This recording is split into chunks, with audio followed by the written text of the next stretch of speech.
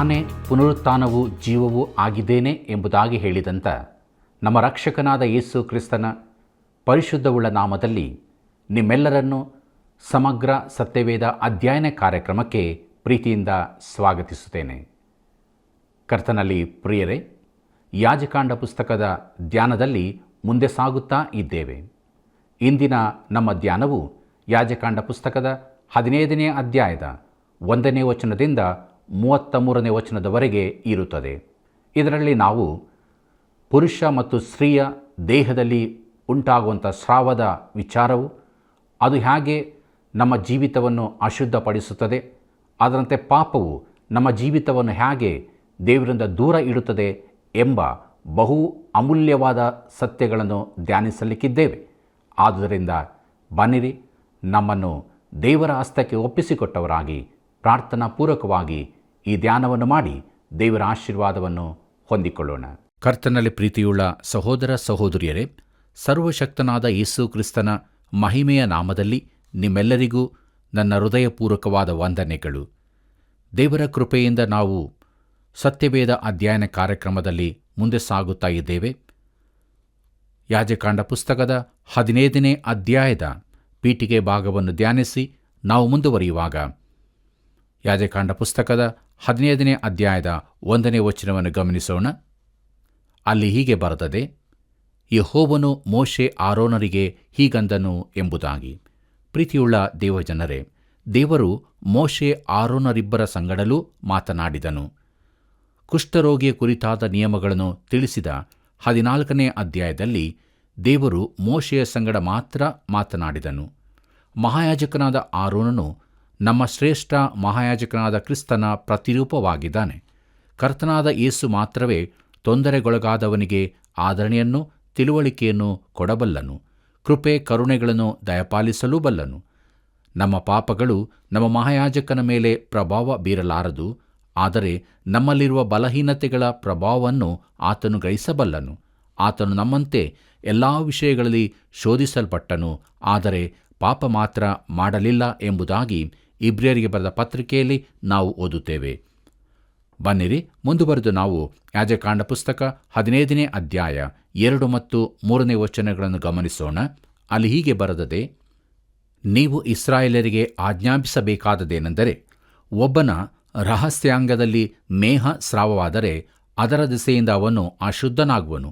ಆ ಸ್ರಾವವು ಹರಿಯುತ್ತಿದ್ದರೂ ನಿಂತು ಹೋಗಿದ್ದರೂ ಆ ದೇಹ ಸ್ಥಿತಿಯಿಂದ ಅವನು ಅಶುದ್ಧನು ಎಂಬುದಾಗಿ. ಪ್ರೀತಿಯುಳ್ಳ ದೇವಜನರೇ, ಈ ವಿವರವಾದ ಭಾಷೆಯು ಮಾನವ ಸ್ವಭಾವವು ಎಷ್ಟು ರೋಗಗ್ರಸ್ತವೂ ಅಸಹ್ಯಕರವೂ ಎದುರಿಸತಕ್ಕದ್ದು ಅಶುದ್ಧವೂ ತಿರಸ್ಕಾರ ಯೋಗ್ಯವೂ ಆಗಿರುತ್ತೆಂಬುದನ್ನು ತಿಳಿಸುತ್ತದೆ. ಮನುಷ್ಯನ ಹೃದಯದಿಂದ ಪಾಪದ ಕೀವು ಹರಿದು ಬರುತ್ತದೆ. ಅದನ್ನು ನಮ್ಮಲ್ಲಿಯೂ ನಮ್ಮ ಸುತ್ತಲೂ ನಾವು ಕಾಣಬಹುದು. ಅದು ಬೇಗದಲ್ಲಿ ನಮ್ಮನ್ನು ಅಶುದ್ಧಗೊಳಿಸುತ್ತದೆ. ನಾವು ಇತರರೊಂದಿಗೆ ಸೇರಿಕೊಂಡಿದ್ದು ಇದರ ಪ್ರಭಾವದಿಂದ ತಪ್ಪಿಸಿಕೊಳ್ಳಲು ಸಾಧ್ಯವಿಲ್ಲ. ಯಾಕೆಂದರೆ ಮಾನವನ ಸ್ವಭಾವವು ಸ್ವತಃ ಕೆಟ್ಟು ಹೋಗಿರುವುದಲ್ಲದೆ ಕೆಡಿಸುವಂಥದ್ದೂ ಆಗಿರುತ್ತದೆ. ನಮ್ಮ ಪ್ರಭಾವವು ಇತರರ ಮೇಲೆ ಬೀಳುತ್ತದೆ. ನನ್ನ ಜೀವಿತದಿಂದ ನಿನ್ನ ಮೇಲೆ, ನಿನ್ನ ಜೀವಿತದಿಂದ ನನ್ನ ಮೇಲೆ ಪ್ರಭಾವ ಬಿದ್ದೇ ಬೀಳುತ್ತದೆ. ಇದನ್ನು ತಪ್ಪಿಸುವುದಕ್ಕೆ ಸಾಧ್ಯವಿಲ್ಲ. ನಾವು ನಮ್ಮ ಜೀವಿತದ ಮೂಲಕ ಬೋಧಿಸುವವರಾಗಿದ್ದೇವೆ ಎಂಬ ಸತ್ಯವನ್ನು ನಾವು ತಿಳಿದುಕೊಳ್ಳಬೇಕಾಗಿದೆ. ಪ್ರಿಯರೇ, ಮಾನವನ ಸ್ವಭಾವವು ಪಾಪದಿಂದ ಕೂಡಿರುವುದರಿಂದ ಅದು ಹಾಳು ಮಾಡುವಂಥದ್ದಾಗಿದೆ. ಕರ್ತನಾದ ಯೇಸು ಹೇಳಿದ ಮಾತನ್ನು ನೆನಪಿಸಿಕೊಳ್ಳಿರಿ. ಮತ್ತಾಯನು ಬರೆದ ಸುವಾರ್ತೆ 15ನೇ ಅಧ್ಯಾಯ 18ನೇ ವಚನದಿಂದ 20ನೇ ವಚನದವರೆಗೆ ಹೀಗೆ ಬರೆದದೆ, ಆದರೆ ಬಾಯಿಯೊಳಗಿಂದ ಹೊರಡುವಂಥವುಗಳು ಮನಸ್ಸಿನೊಳಗಿಂದ ಬರುತ್ತವೆ. ಇವೇ ಮನುಷ್ಯನನ್ನು ಹೊಲೆ ಮಾಡುವವು. ಹೇಗೆಂದರೆ ಮನಸ್ಸಿನೊಳಗಿಂದ ಕೆಟ್ಟ ಆಲೋಚನೆ, ಕೊಲೆ, ಆದರ, ಸುಳೆಗಾರಿಕೆ, ಕಳ್ಳತನ, ಸುಳ್ಳು ಸಾಕ್ಷಿ, ಬೈಗಳು ಹೊರಟು ಬರುತ್ತವೆ. ಮನುಷ್ಯನನ್ನು ಕೆಡಿಸುವಂಥವುಗಳು ಇವೆ. ಆದರೆ ಕೈ ತೊಳಕೊಳ್ಳದೆ ಊಟ ಮಾಡುವುದು ಮನುಷ್ಯನನ್ನು ಕೆಡಿಸುವುದಿಲ್ಲ ಅಂದನು ಎಂಬುದಾಗಿ. ಪ್ರೀತಿಯುಳ್ಳ ಸಹೋದರ ಸಹೋದರಿಯರೇ, ಧಾರ್ಮಿಕ ಸಮಾರಂಭಗಳಲ್ಲಿ ಎಷ್ಟು ಜನರು ಆಸಕ್ತರಾಗಿರುತ್ತಾರೆ. ಆ ವಿಧಿವಿಧಾನಗಳನ್ನು ಅವರು ಅನುಸರಿಸಿದರೂ ಅವರ ಹೃದಯವು ಬಹಳವಾಗಿ ಕೆಟ್ಟು ಹೋಗಿರುವಂಥದ್ದಾಗಿದೆ. ಯೇಸು ಕ್ರಿಸ್ತನ ರಕ್ತದಿಂದ ತೊಳೆಯಲ್ಪಟ್ಟಿಲ್ಲವಾದರೆ ನಮ್ಮೆಲ್ಲರಲ್ಲಿಯೂ ಇಂಥದ್ದೇ ಹೃದಯವಿರುತ್ತದೆ. ಆದುದರಿಂದ ಯಾಕೋಬನು ಇದನ್ನು ಪ್ರಾಯೋಗಿಕವಾಗಿ ತಿಳಿಸುತ್ತಾನೆ. ಯಾಕೋಬನು ಬರೆದ ಪತ್ರಿಕೆ 1ನೇ ಅಧ್ಯಾಯ 14 ಮತ್ತು 15ನೇ ವಚನದಲ್ಲಿ ಹೀಗೆ ನೋಡುತ್ತೇವೆ. ಆದರೆ ಪ್ರತಿಯೊಬ್ಬನೂ ತನ್ನಲ್ಲಿರುವ ಆಶಾಪಾಶದಿಂದ ಎಳೆಯಲ್ಪಟ್ಟು ಮರಳುಗೊಂಡವನಾಗಿ ಪ್ರೇರೇಪಿಸಲ್ಪಡುತ್ತಾನೆ.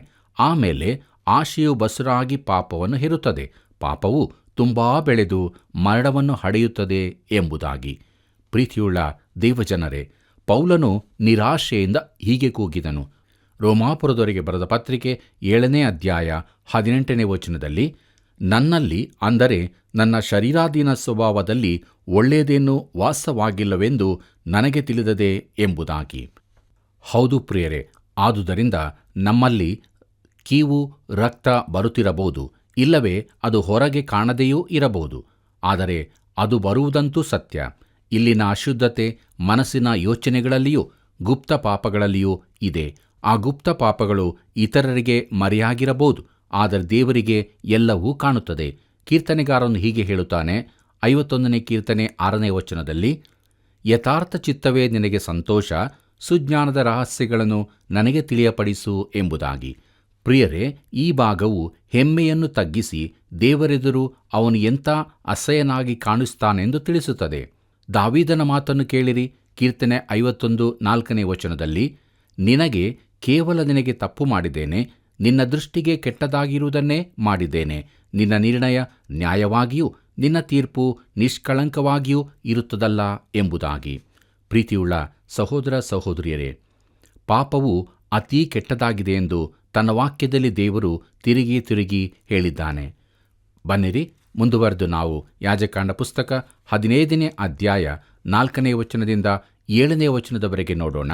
ಅಲ್ಲಿ ಹೀಗೆ ಬರೆದದೆ, ಅಂಥವನು ಮಲಗಿರುವ ಪ್ರತಿಯೊಂದು ಹಾಸಿಗೆಯೂ ಕೂತಿರುವ ಪ್ರತಿಯೊಂದು ಆಸನವೂ ಅಶುದ್ಧವು. ಅವನ ಹಾಸಿಗೆಯನ್ನು ಮುಟ್ಟಿದವನು ತನ್ನ ಬಟ್ಟೆಗಳನ್ನು ಒಗೆದುಕೊಂಡು ಸ್ನಾನ ಮಾಡಬೇಕು. ಅವನು ಆ ದಿನದ ಸಾಯಂಕಾಲದವರೆಗೆ ಅಶುದ್ಧನಾಗಿರುವನು. ಸ್ರಾವವುಳ್ಳವನು ಕೂತಿದ್ದ ಆಸನದ ಮೇಲೆ ಕೂತುಕೊಂಡವನು ತನ್ನ ಬಟ್ಟೆಗಳನ್ನು ಒಗೆದುಕೊಂಡು ಸ್ನಾನ ಮಾಡಬೇಕು. ಅವನು ಆ ಸಾಯಂಕಾಲದವರೆಗೆ ಅಶುದ್ಧನಾಗಿರುವನು. ಅವನ ಶರೀರವನ್ನು ಮುಟ್ಟಿದವನು ತನ್ನ ಬಟ್ಟೆಗಳನ್ನು ಒಗೆದುಕೊಂಡು ಸ್ನಾನ ಮಾಡಬೇಕು.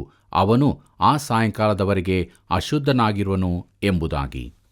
ಪ್ರೀತಿಯುಳ್ಳ ದೇವಜನರೇ, ಅವನು ಕುಳಿತ ಮುಟ್ಟಿದ ಪ್ರತಿಯೊಂದು ವಸ್ತುವು ಅಶುದ್ಧವಾಗಿರುತ್ತದೆ ಎಂಬುದನ್ನು ನೋಡುತ್ತೇವೆ. ದೇವರು ತನ್ನ ಜನರ ವೈಯಕ್ತಿಕ ಜೀವಿತಗಳ ಕುರಿತು ಆಸಕ್ತಿ ಉಳ್ಳವನಾಗಿರುತ್ತಾನೆ. ಆತನ ನಿಯಮಗಳು ಜನರ ಅತಿ ಚಿಕ್ಕ ವಿಚಾರಗಳಿಗೂ ಸಂಬಂಧಿಸಿದ್ದಾಗಿರುತ್ತದೆ. ಅವರು ಮಲಗಿರುವಾಗಲೂ ಅವರನ್ನು ಆತನು ಕಾಯುತ್ತಾನೆ. ಅಸಹ್ಯ ಸ್ರಾವವಿರುವ ವ್ಯಕ್ತಿ ಮಲಗಿದ ಹಾಸಿಗೆಯು ಅಶುದ್ಧವಾಗಿರುತ್ತದೆ. ಅನೇಕರು ನಿದ್ರೆ ಬಾರದವರಾಗಿ ಹೊರಳಾಡುತ್ತಾ ಮನಸ್ಸಿನಲ್ಲಿ ದುರಾಶೆಯ ವಿಚಾರಗಳನ್ನು ಯೋಚಿಸುತ್ತಾ ಇರುತ್ತಾರೆ. ಪ್ರಿಯರೇ, ನಾವು ಮಲಗಿರುವಾಗ ಏನನ್ನು ಯೋಚಿಸುತ್ತಿರುತ್ತೇವೆ ಎಂಬುದನ್ನು ದೇವರು ಯೋಚಿಸುತ್ತಾನೆ. ನಮ್ಮ ಯೋಚನೆಗಳನ್ನು ಆತನು ಹತೋಟಿಯಲ್ಲಿಡಲು ಬಯಸುತ್ತಾನೆ. ಫಿಲಿಪ್ಪರಿಗೆ ಬರೆದ ಪತ್ರಿಕೆ 4ನೇ ಅಧ್ಯಾಯ 8ನೇ ವಚನದಲ್ಲಿ ಹೀಗೆ ಬರೆದದೆ, ಕಡೆಯ ಮಾತೇನೆಂದರೆ, ಸಹೋದರರೇ, ಯಾವ್ಯಾವುದು ಸತ್ಯವೂ ಮಾನ್ಯವೂ ನ್ಯಾಯವೂ ಶುದ್ಧವೂ ಪ್ರೀತಿಕರವೂ ಮನೋಹರವೂ ಆಗಿದೆಯೋ, ಯಾವುದು ಸದ್ಗುಣವಾಗಿದೆಯೋ, ಯಾವುದು ಕೀರ್ತಿಗೆ ಯೋಗ್ಯವೋ ಅವೆಲ್ಲವುಗಳನ್ನು ಲಕ್ಷ್ಯಕ್ಕೆ ತಂದುಕೊಳ್ಳಿರಿ ಎಂಬುದಾಗಿ. ಪ್ರೀತಿಯುಳ್ಳ ದೇವಜನರೇ, ದೇವರು ನಮ್ಮೆಲ್ಲರ ಕುರಿತು ಚಿಂತಿಸುತ್ತಾನೆ. ನಾವು ನಡೆಯುವಾಗಲೂ ಮಲಗುವಾಗಲೂ ನಾವು ಏನನ್ನು ಮುಟ್ಟುತ್ತೇವೆ ಎಂಬುದನ್ನು ಕೂಡ ಆತನು ಗಮನಿಸುತ್ತಾನೆ. ನಾವು ಇತರರೊಂದಿಗೆ ಜೀವಿಸುವಾಗ ಅವರಿಂದ ಏನನ್ನಾದರೂ ಪಡೆಯುತ್ತೇವೆ. ಅನೇಕ ಕೆಟ್ಟ ಭಾಷೆಗಳನ್ನು ನಾವು ಕೇಳುತ್ತೇವೆ, ಕೆಟ್ಟ ಸಂಗತಿಗಳನ್ನು ನೋಡುತ್ತೇವೆ, ಜಾಹೀರಾತುಗಳಿಂದ ಪ್ರಭಾವಿತರಾಗುತ್ತೇವೆ. ಹೀಗೆ ಸತತವಾಗಿ ಅಶುದ್ಧರಾಗಿರುತ್ತೇವೆ. ನಾವು ಇದನ್ನು ಮನವರಿತು ನಮ್ಮ ಪಾಪಗಳನ್ನು ದೇವರಿಗೆ ಅರಿಕೆ ಮಾಡಿಕೊಂಡು ಶುದ್ಧರಾಗಬೇಕು. ಪಾಪವೆಂಬ ಈ ಕುಷ್ಠರೋಗ ನಮ್ಮೆಲ್ಲರಲ್ಲಿಯೂ ಇರುತ್ತದೆ. ಬನ್ನಿರಿ ಪ್ರಿಯರೇ, ನಮ್ಮ ಧ್ಯಾನವನ್ನು ಮುಂದುವರಿಸುವ ಹಾಗೆ ಯಾಜಕಾಂಡ ಪುಸ್ತಕ 15ನೇ ಅಧ್ಯಾಯ 8ನೇ ವಚನದಿಂದ 12ನೇ ವಚನದವರೆಗೆ ನೋಡೋಣ. ಅಲ್ಲಿ ಹೀಗೆ ಬರೆದದೆ, ಶುದ್ಧನಾಗಿರುವವನ ಮೇಲೆ ಸ್ರಾವವುಳ್ಳವನು ಉಗುಳಿದರೆ ಅವನು ತನ್ನ ಬಟ್ಟೆಗಳನ್ನು ಒಗೆದುಕೊಂಡು ಸ್ನಾನ ಮಾಡಬೇಕು. ಅವನು ಆ ಸಾಯಂಕಾಲದವರೆಗೆ ಅಶುದ್ಧನಾಗಿರುವನು. ಸ್ರಾವವುಳ್ಳವನು ಕೂತಿದ್ದ ತಡಿಯೂ ಅಶುದ್ಧವು. ಅವನ ಕೆಳಗಿದ್ದ ಯಾವ ವಸ್ತುವನ್ನಾದರೂ ಮುಟ್ಟಿದವನು ಆ ಸಾಯಂಕಾಲದವರೆಗೆ ಅಶುದ್ಧನಾಗಿರುವನು. ಅಂಥ ವಸ್ತುವನ್ನು ಎತ್ತಿದವನು ತನ್ನ ಬಟ್ಟೆಗಳನ್ನು ಒಗೆದುಕೊಂಡು ಸ್ನಾನ ಮಾಡಬೇಕು. ಅವನು ಆ ಸಾಯಂಕಾಲದವರೆಗೆ ಅಶುದ್ಧನಾಗಿರುವನು. ಸ್ರಾವವುಳ್ಳವನು ಮುಟ್ಟಿದ ಮಣ್ಣಿನ ಪಾತ್ರೆಯನ್ನು ಒಡೆದು ಬಿಡಬೇಕು. ಅವನು ಮರದ ಪಾತ್ರೆಯನ್ನು ಮುಟ್ಟಿದರೆ ಅದನ್ನು ನೀರಿನಿಂದ ತೊಳೆಯಬೇಕು ಎಂಬುದಾಗಿ. ಪ್ರೀತಿಯುಳ್ಳ ದೇವಜನರೇ, ಒಬ್ಬ ವ್ಯಕ್ತಿಯು ತನ್ನಲ್ಲಿ ತಾನು ಅಸಹಿಸಿಕೊಳ್ಳುವ ವಿಚಾರ ಇಲ್ಲಿದೆಯಾದರೂ ಪಾಪದ ಅಸಹ್ಯತನವನ್ನು ಇದು ಸೂಚಿಸುತ್ತದೆ.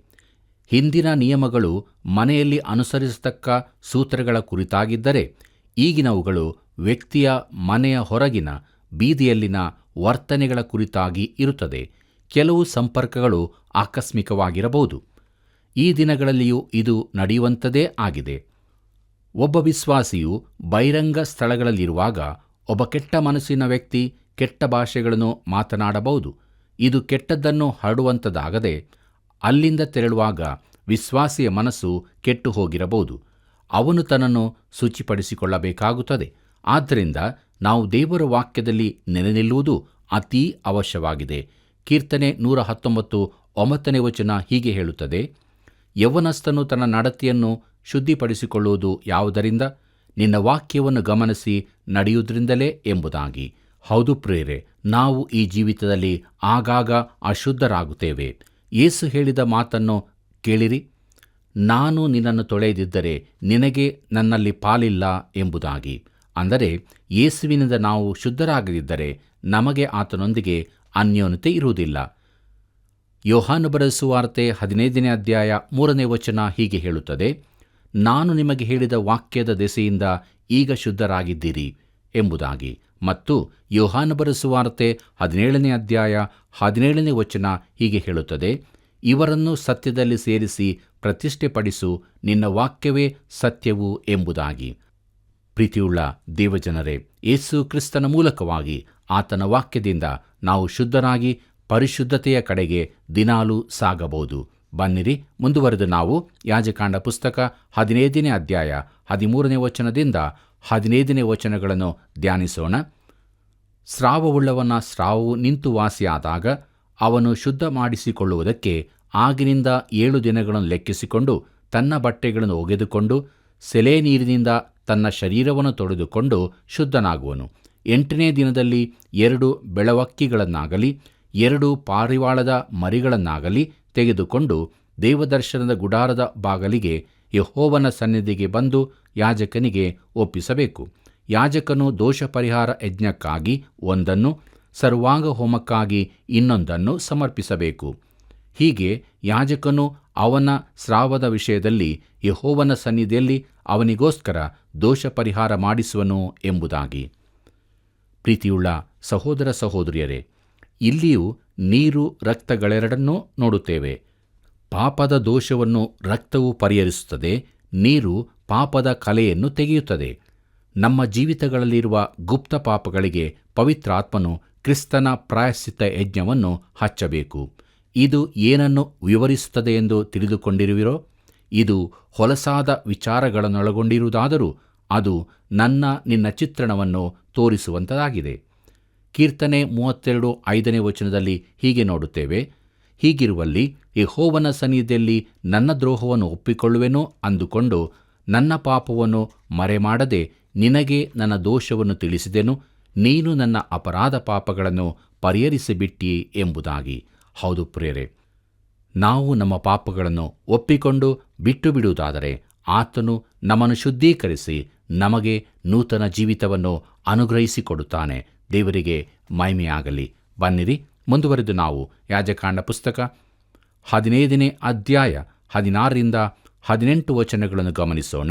ಅಲ್ಲಿ ಹೀಗೆ ಬರೆದದೆ, ಒಬ್ಬನಿಗೆ ವೀರ್ಯ ಸ್ಫಲನವಾದರೆ ಅವನು ಸರ್ವಾಂಗ ಸ್ನಾನ ಮಾಡಬೇಕು. ಅವನು ಆ ಸಾಯಂಕಾಲದವರೆಗೆ ಅಶುದ್ಧನಾಗಿರುವನು. ಯಾವ ಬಟ್ಟೆಯ ಮೇಲಾಗಲಿ ತೊಗಲಿನ ಮೇಲಾಗಲಿ ವೀರ್ಯವು ಬಿದ್ದರೆ ಅದನ್ನು ನೀರಿನಿಂದ ತೊಳೆಯಬೇಕು. ಅದು ಸಾಯಂಕಾಲದವರೆಗೆ ಅಶುದ್ಧವಾಗಿರುವುದು. ಪುರುಷನಿಗೆ ಸ್ತ್ರೀಸಂಗದಿಂದ ವೀರ್ಯಸ್ಫಲನವಾದರೆ ಅವರಿಬ್ಬರು ಸ್ನಾನ ಮಾಡಿಸಿಕೊಳ್ಳಬೇಕು. ಅವರು ಸಾಯಂಕಾಲದವರೆಗೆ ಅಶುದ್ಧರಾಗಿರುವರು ಎಂಬುದಾಗಿ. ಪ್ರೀತಿಯುಳ್ಳ ದೇವಜನರೇ, ಇದು ಗುಪ್ತಾಂಗ ರೋಗಿಗಳ ಕುರಿತಾಗಿ ಹೇಳಿರುವಂಥದ್ದು. ಈ ದಿನಗಳಲ್ಲಿ ಈ ರೋಗಗಳು ಸಾಂಕ್ರಾಮಿಕವಾಗಿ ಹರಡಿಕೊಂಡಿವೆ. ದೇವರು ಇಂಥ ಸಾಮಾಜಿಕ ರೋಗಗಳಿಂದ ನಮ್ಮನ್ನು ಕಾಯುತ್ತಾನೆ. ಮಾನವ ಸಂತಾನದ ಅಭಿವೃದ್ಧಿಯನ್ನು ದೇವರು ಬಯಸುತ್ತಾನೆ. ಈ ವರವನ್ನು ದೇವರು ಮಾನವನ ತೃಪ್ತಿ ಹಾಗೂ ಒಳ್ಳೆಯದಕ್ಕಾಗಿ ಕೊಟ್ಟಿರುತ್ತಾನೆ. ಆದ್ದರಿಂದ ಅದನ್ನು ಜಾಗ್ರತೆಯಿಂದ ಕಾಯುತ್ತಾನೆ. ದೇವರು ಉತ್ತಮ ಅನುಭವವೆಂದು ಕೊಟ್ಟಿರುವುದನ್ನು ಮಾನವನು ಕುಲುಷಿತಗೊಳಿಸಿದರೆ ಅಪಾಯಕ್ಕೆ ಗುರಿಯಾಗುತ್ತಾನೆ. ಬನ್ನಿರಿ, ಮುಂದುವರೆದು ನಾವು ಸ್ತ್ರೀಯಲ್ಲಿನ ಸ್ರಾವದ ಕುರಿತು ಎಂಬ ವಿಚಾರವನ್ನು ನೋಡೋಣ. ನಮ್ಮ ಧ್ಯಾನದಲ್ಲಿ ಮುಂದುವರಿದು ಯಾಜಕಾಂಡ ಪುಸ್ತಕ 15ನೇ ಅಧ್ಯಾಯ 19ನೇ ವಚನದಿಂದ 24ನೇ ವಚನದವರೆಗೆ ನೋಡೋಣ. ದಯವಿಟ್ಟು ಈ ವಾಕ್ಯ ಭಾಗಗಳನ್ನು ನೀವು ಓದಿಕೊಳ್ಳಬೇಕಾಗಿ ಪ್ರೀತಿಯಿಂದ ಕೇಳಿಕೊಳ್ಳುತ್ತೇನೆ. ಪ್ರೀತಿಯುಳ್ಳ ದೇವಜನರೇ, ಸ್ತ್ರೀಯ ಎಂದಿನ ಮುಟ್ಟಿನ ಅಶುದ್ಧತೆಯ ಕುರಿತಾಗಿ ಇಲ್ಲಿ ತಿಳಿಸಲಾಗಿದೆ. ಈ ಅವಧಿಯಲ್ಲಿ ಆಕೆ ತನ್ನ ಸ್ನೇಹಿತರಿಂದಲೂ ಪ್ರಿಯರಿಂದಲೂ ದೂರವಾಗಿರಬೇಕಾಗಿದೆ.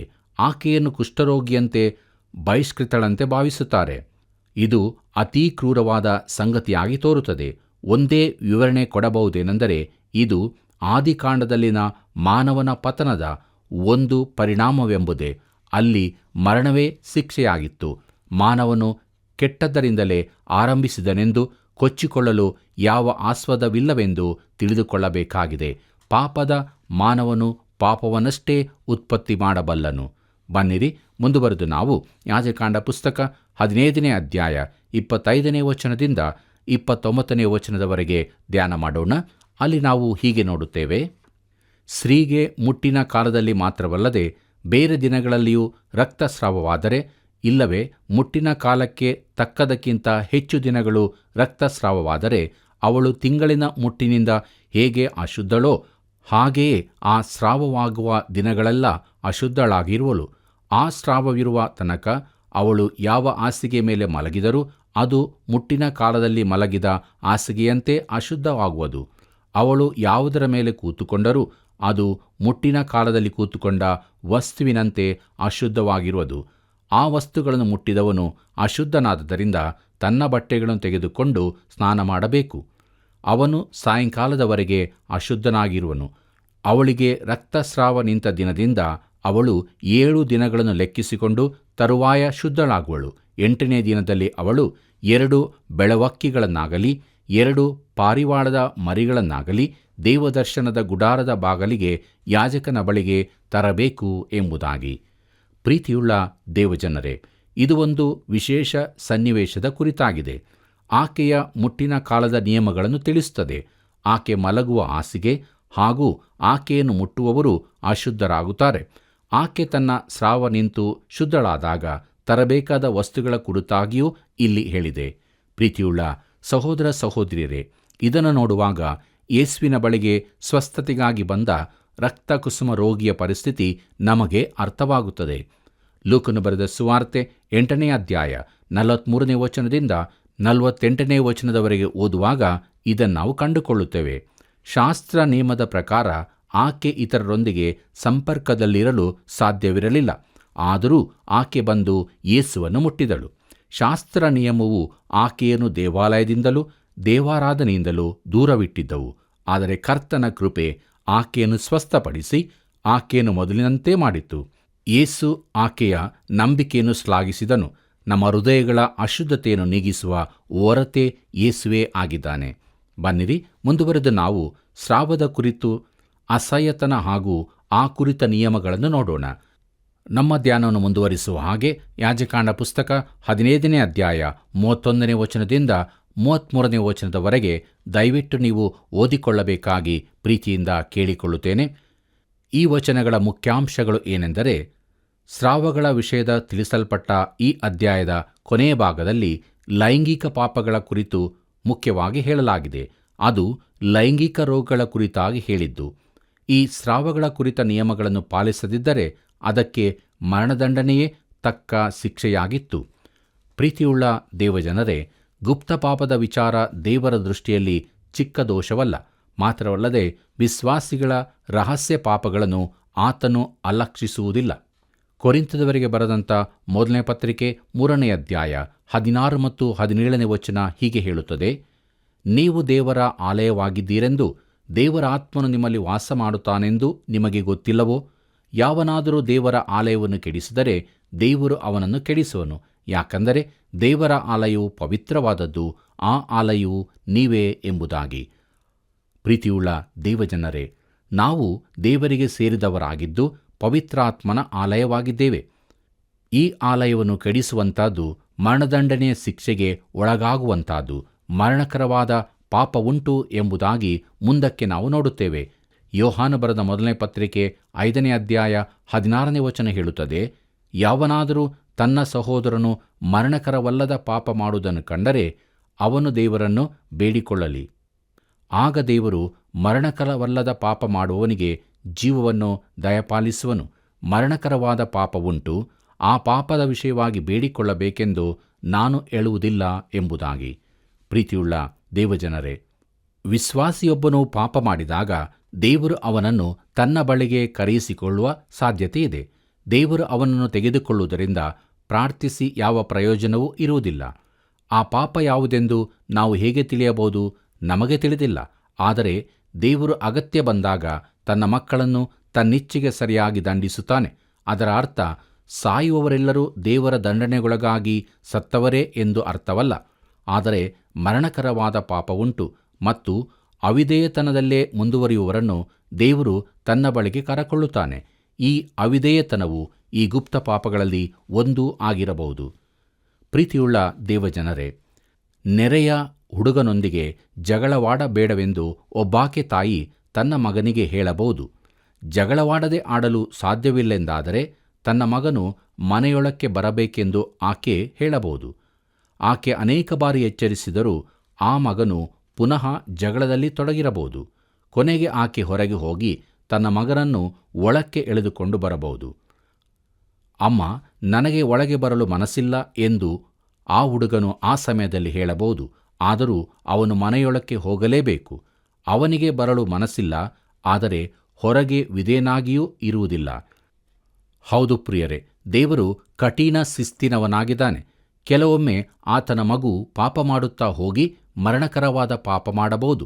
ಆದ್ದರಿಂದ ತಂದೆ ಆತನನ್ನು ಮನೆಗೆ ಕರೆಸಿಕೊಳ್ಳಬಹುದು. ಯೆಶಾಯನ ಪ್ರವಾದನೆ ಗ್ರಂಥ 59ನೇ ಅಧ್ಯಾಯ 2ನೇ ವಚನ ಹೀಗೆ ಹೇಳುತ್ತದೆ, ನಿಮ್ಮ ಅಪರಾಧಗಳೇ ನಿಮ್ಮ ದೇವರಿಂದ ನಿಮ್ಮನ್ನು ಅಗಲಿಸುತ್ತಾ ಬಂದಿವೆ. ನಿಮ್ಮ ಪಾಪಗಳೇ ಆತನು ಕೇಳಲಾರದಂತೆ ಆತನ ಮುಖಕ್ಕೆ ಅಡ್ಡವಾಗಿವೆ ಎಂಬುದಾಗಿ. ಪ್ರೀತಿಯುಳ್ಳ ದೇವಜನರೇ, ದೇವರ ಮಗುವು ಇದನ್ನು ತಿಳಿದುಕೊಂಡು ತನ್ನ ಪಾಪವನ್ನು ಅರಿಕೆ ಮಾಡಬೇಕು. ವಿಶ್ವಾಸಿಯು ಅರಿಕೆ ಮಾಡದ ಗುಪ್ತ ಪಾಪಗಳಿರಬಹುದು. ಆಗ ದೇವರು ಅವನನ್ನು ಹೊಡೆಯುತ್ತಾನೆ.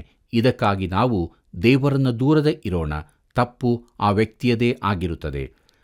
ಪ್ರಿಯರೇ, ಲೈಂಗಿಕತೆಯಲ್ಲಿ ಹದ್ದು ಮೀರಿದ ಸಮಾಜದಲ್ಲಿ ನಾವು ಇಂದು ಜೀವಿಸುತ್ತಾ ಇದ್ದೇವೆ. ಲೈಂಗಿಕ ಪಾಪಗಳು ಮಿತಿಮೀರಿ ಹೋಗಿ ಲೈಂಗಿಕ ರೋಗಗಳು ಸಾಂಕ್ರಾಮಿಕವಾಗಿವೆ. ಈ ಅಧ್ಯಾಯದಲ್ಲಿ ನಮಗೆ ಒಳ್ಳೆಯ ಪಾಠ ಇದೆ. ಅದು ನಮಗೆ ಅಸಹ್ಯವಾದ ಚಿತ್ರಣವನ್ನು ಕೊಡುತ್ತದೆ, ಆದರೂ ಅದು ಮಾನವನ ಸ್ಥಿತಿಯನ್ನು ತೋರಿಸುತ್ತದೆ. ನಾವು ಆ ಸಮಾಜದ ಒಂದು ಭಾಗವಾಗಿದ್ದೇವೆ. ಪ್ರೀತಿಯುಳ್ಳ ದೇವಜನರೇ, 15ನೇ ಅಧ್ಯಾಯವನ್ನು ದೇವರ ಕೃಪೆಯಿಂದ ಮುಗಿಸುವಂತೆ ದೇವರು ನಮಗೆ ಸಹಾಯ ಮಾಡಿದ್ದಾನೆ. ಮುಂದುವರೆದು 16ನೇ ಅಧ್ಯಾಯಕ್ಕೆ ಬರುವಾಗ ಕತ್ತಲೆಯಿಂದ ಬೆಳಕಿಗೆ ಬರುವಂತಿರುತ್ತದೆ. ಸುರಂಗದಿಂದ ಹೊರಬಂದು ಮಧ್ಯಾಹ್ನದ ಬೆಳಕನ್ನು ಅಲ್ಲಿ ನಾವು ಕಾಣುತ್ತೇವೆ. ಆದುದರಿಂದ ಮುಂದಿನ ವಾಕ್ಯ ಭಾಗಕ್ಕಾಗಿ ನಿಮ್ಮನ್ನು ನೀವು ಸಿದ್ಧಪಡಿಸಿಕೊಳ್ಳಬೇಕಾಗಿ ಪ್ರೀತಿಯಿಂದ ಕೇಳಿಕೊಳ್ಳುತ್ತೇನೆ. ಕರ್ತನ ಕೃಪೆಯು ನಿಮ್ಮ ಸಂಗಡ ಇರಲಿ. ಪ್ರಿಯರೇ, ದೇವ್ರ ವಾಕ್ಯ ಧ್ಯಾನದಲ್ಲಿ ನಮ್ಮ ಜೀವಿತದಲ್ಲಿ ಪಾಪವು ನಮ್ಮನ್ನು ಹೇಗೆ ಮೈಲಿಗೆ ಪಡಿಸುತ್ತದೆ, ಪಾಪವು ಚಿಕ್ಕದಾಗಿದ್ದರೂ ದೊಡ್ಡದಾಗಿದ್ದರೂ ಪಾಪವೇ ಎಂಬುದಾಗಿ ತಿಳಿದುಕೊಂಡೆವು. ಹೌದು, ಪಾಪದಿಂದ ಮರಣವು ಈ ಲೋಕಕ್ಕೆ ಪ್ರವೇಶಿಸಿತು. ಆ ಮರಣವು ನಮ್ಮನ್ನು ದೇವರಿಂದ ಮತ್ತು ಪರಲೋಕದಿಂದ ದೂರವಿಡುತ್ತದೆ. ಆದರೆ ಯೇಸು ಕ್ರಿಸ್ತನ ಪರಿಶುದ್ಧವಾದ ರಕ್ತವು ನಮ್ಮ ಸಕಲ ಪಾಪಗಳನ್ನು ತೊಳೆದು ನಮ್ಮನ್ನು ಶುದ್ಧೀಕರಿಸುತ್ತದೆ. ಈ ಭಾಗ್ಯವು ನಮ್ಮ ಮುಂದಿರುವಾಗ ನಮ್ಮನ್ನು ಕ್ರಿಸ್ತನ ಕೈಗೆ ಒಪ್ಪಿಸಿಕೊಟ್ಟವರಾಗಿ, ನಮ್ಮ ಪಾಪದಿಂದ ತೊಳೆದುಕೊಂಡವರಾಗಿ ಪರಿಶುದ್ಧತೆ ಜೀವಿತವನ್ನು ಜೀವಿಸೋಣ. ಬನ್ನಿರಿ, ಪ್ರಾರ್ಥನೆ ಮಾಡೋಣ. ಸರ್ವಶಕ್ತನಾದ ದೇವರೇ, ಇದ್ದಂಥ ಸ್ಥಿತಿಯಲ್ಲಿ ನಿನ್ನ ಪಾದ ಬಳಿಗೆ ಬಂದಿದ್ದೇವೆ. ನಾವು ಅಶುದ್ಧರು ಸ್ವಾಮಿ, ನಾವು ಮೈಲಿಗೆಯುಳ್ಳವರು. ನೀನು ಪರಿಶುದ್ಧನು. ಯೇಸುವೆ, ನಿನ್ನ ಪರಿಶುದ್ಧವಾದ ರಕ್ತ ನಮ್ಮನ್ನು ತೊಳೆದು ಶುದ್ಧೀಕರಿಸು ಮತ್ತು ದಿನೇ ದಿನೇ ನಿನ್ನಲ್ಲಿದ್ದುಕೊಂಡು ನಾವು ನಂಬಿಗಸ್ತರಾಗಿ ಜೀವಿಸೋಕ್ಕೆ ಸಹಾಯ ಮಾಡು. ಯಾರ್ಯಾರು ಇನ್ನೂ ನಿನ್ನಿಂದ ದೂರವಾಗಿದ್ದಾರೋ, ಯಾವ ಕುಟುಂಬಗಳು ನಿನ್ನಿಂದ ದೂರವಾಗಿದೆಯೋ ಅವರೆಲ್ಲರನ್ನು ಕರುಣಿಸು ಸ್ವಾಮಿ. ನಿನ್ನ ಜೋಕೆಯುಳ್ಳ ಹಸ್ತದಲ್ಲಿ ಸ್ಥಿರಚಿತ್ತರಾಗಿದ್ದುಕೊಂಡು ಪರಿಶುದ್ಧತೆ ಜೀವಿತವನ್ನು ಎಲ್ಲರೂ ಜೀವಿಸುವಂತೆ ಎಲ್ಲರನ್ನೂ ಆಶೀರ್ವದಿಸಿ ನಡೆಸು. ಯೇಸುವಿನ ನಾಮದಲ್ಲಿ ಬೇಡಿದ್ದೇವೆ ತಂದೆಯೇ, ಆಮೆನ್. ಪ್ರಿಯರೇ, ದೇವರ ವಾಕ್ಯ ಧ್ಯಾನದಲ್ಲಿ ನೀವು ತಿಳಿದುಕೊಂಡಂಥ ಅದ್ಭುತವಾದ ಸತ್ಯಗಳನ್ನು ನಿಮ್ಮದಾಗಿ ಮಾಡಿಕೊಂಡಿರುವಿರಿ ಎಂಬುದಾಗಿ ನಾವು ನಂಬುತ್ತೇವೆ. ಹೌದು ಪ್ರಿಯರೇ, ಅನೇಕರನ್ನು ಕತ್ತಲೆಯಿಂದ ಬೆಳಕಿಗೆ ನಡೆಸುವಂಥ ಈ ಕಾರ್ಯಕ್ರಮದ ಅಭಿವೃದ್ಧಿಗಾಗಿ ನಿಮ್ಮ ಪ್ರಾರ್ಥನೆಗಳು, ನಿಮ್ಮ ಅನಿಸಿಕೆಗಳು ಬಹು ಪ್ರಾಮುಖ್ಯವಾಗಿದೆ. ಆದ್ದರಿಂದ ಹಿಂದೆ ನಮಗೆ ಕರೆ ಮಾಡಿರಿ ಮತ್ತು ಈ ಸೇವೆಯನ್ನು ಬೆಂಬಲಿಸಿರಿ. ತಿರುಗಿ ನಾವು ಮುಂದಿನ ಕಾರ್ಯಕ್ರಮದಲ್ಲಿ ಭೇಟಿಯಾಗೋಣ. ವಂದನೆಗಳು.